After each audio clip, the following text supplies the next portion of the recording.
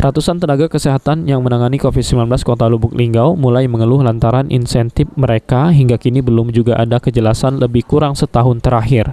Atas hal tersebut, Wali Kota Lubuk Linggau Prana Putra Sohe menegaskan kepada para nakes untuk bersabar dan tidak meributkan soal insentif karena dipastikan akan dibayar. Menurut Nanan sapaan akrabnya, belum dibayarnya insentif karena terdapat kesalahan administrasi, di mana Dinas Kesehatan mengajukan pencairan insentif ke BPKAD per 2 bulan atau per 3 bulan. Itu ya, nggak usah ini salah ya. Itu sudah pasti akan dibagi. Nakes nggak usah ribut masalah insentif, gajinya sudah ada. Ya, berbuatlah yang terbaik buat masyarakat ya. Sudah, pasti kita akan realisasikan. Karena itu kan masalah administrasi.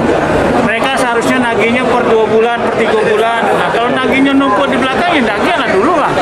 Ya. Karena kan sudah ada gaji kan.